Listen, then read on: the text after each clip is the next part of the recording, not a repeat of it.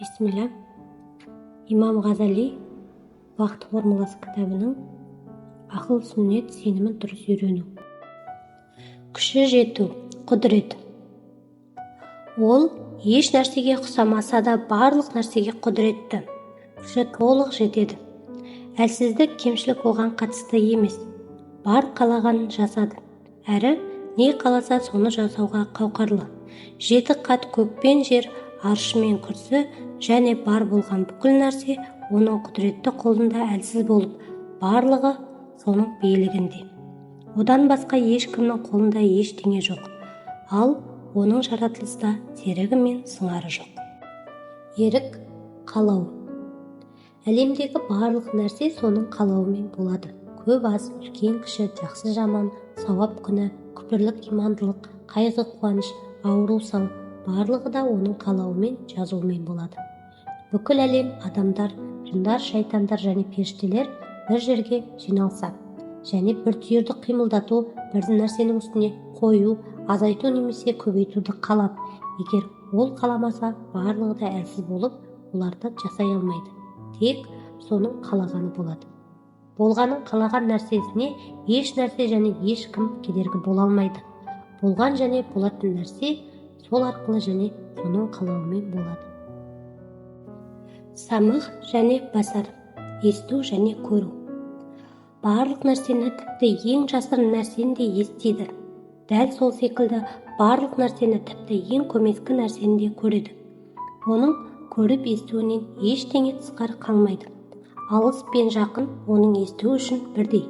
Қараңғы мен жарық оның көруіне кедергі емес. Күннің ең қараңғысында құмырсқаның аяғының дыбысын естиді. Топырақтың астындағы жәндіктің түсі мен түрін көреді. Көруі көз арқылы болмайды. Естуі құлақ арқылы емес. Білуі бір нәрсе арқылы және ойлау арқылы болмайды. Жаратуы құрал арқылы болмайды. Кәләм, сөйлеу. Оның бұйрығы баршаға парыз. Берген хабарларының барлығы дұрыс. Сүйіншісі мен қорқытуы рас. Бұйрық, хабар, уәде, қорқыту барлығы да соның сөзі. Ол хай, әлим, қадир, көруші және естуші болумен қатар сөйлеуші де. Мұса алейхиссаламға құралсыз сөйледі. Сөйлеуі тамақ, тіл, ерін және ауыз арқылы болмайды. Адамның жүрегіндегі сөз әріпсіз және дыбыссыз. Алланың сөйлеуі осы сипаттан да алыс және пәк. Құран, Тәурет, Інжіл, Зәбур және барлық пайғамбарлардың кітаптары соның сөзі. Оның сөзі, оның сипаты, яғни кәләм сипаты. Барлық сипаттары бұрыннан бар. Алланың болмысы біздің жүрегімізде білінеді, тілмен айтылады. Біздің білуіміз жаратылған, ал ол бұрыннан бар. Кәләмнің негізі де осы секілді бұрыннан бар. Жүрегімізде жатталып тұрады. Мұсхафқа жазылады. Жатталу жаратылмаған. Жаттау әрекеті жаратылған.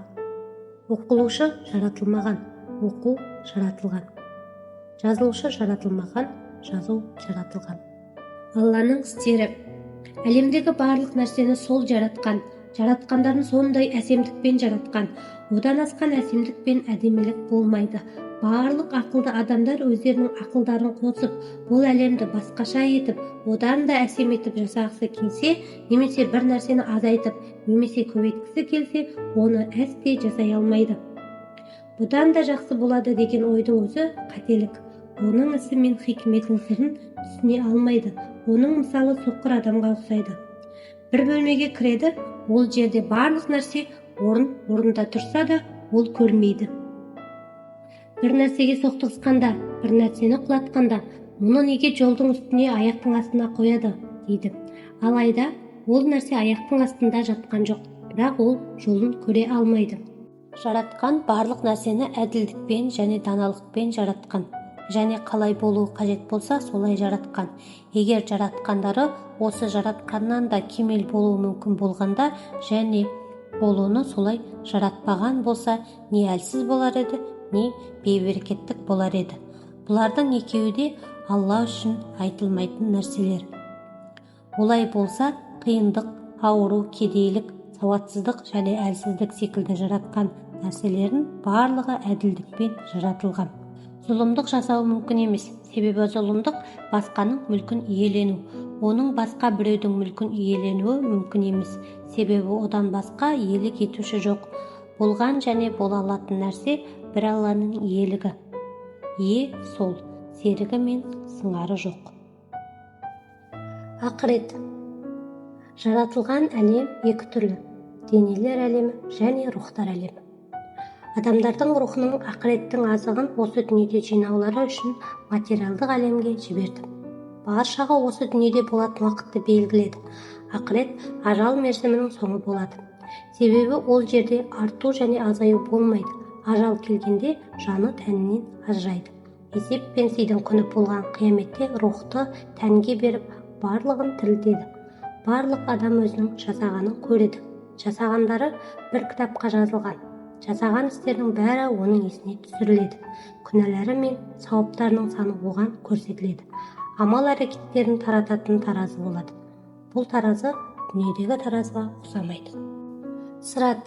Сосын барлығына сыраттан өту бұйырылады. Сырат көпірі қылдан жіңішке, қылыштан өткір. Бұл дүниеде сырат мұстақимда болған, яғни тура жолмен жүргендер ол сыраттан оңай өтеді.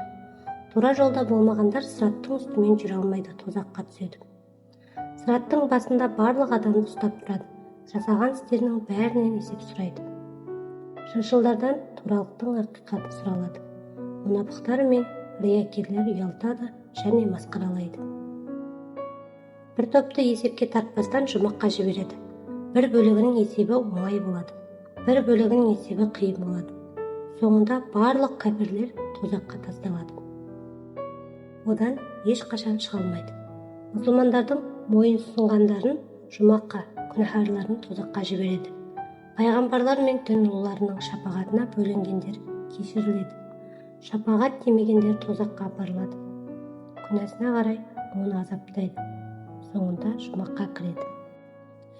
Пайғамбарлар Алла тағала өзі қалағаннан кейін адамның амалдарын кейбіреулерінің бақытына, кейбірінің бұзықтығына себеп қылғаннан кейін және адамның жеке өзінің оны тани алмайтынын білгеннен кейін рахымдылығы мен ізгілігімен пайғамбарларды жаратты.